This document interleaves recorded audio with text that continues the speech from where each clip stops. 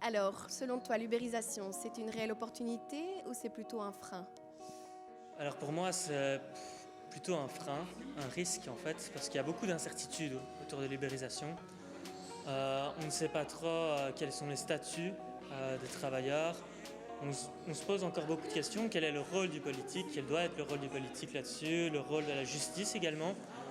Et oui, quel impôt, quelles cotisations sociales doivent payer les travailleurs, doivent payer les employeurs, les plateformes d'économie collaborative, comme on l'a vu.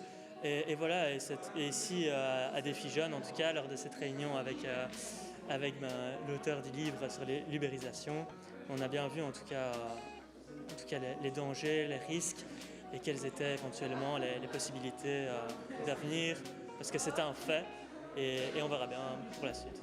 Est-ce que tu as un exemple concret d'une opportunité, par exemple, de l'ubérisation? C'est quand même la flexibilité pour les travailleurs. Maintenant, il faut que le travail de ce dernier soit encadré. Et ça, c'est pas encore le cas à l'heure actuelle, je pense. Je te remercie.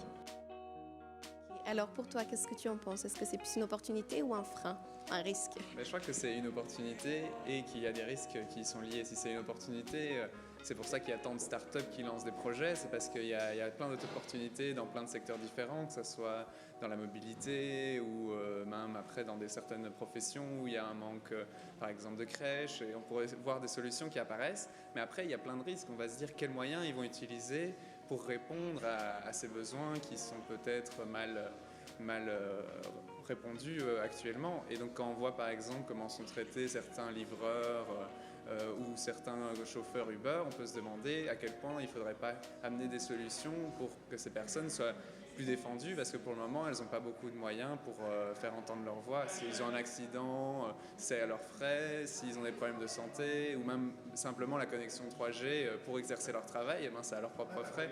Alors qu'on pourrait imaginer qu'on amène plus de protection par rapport à leurs droits.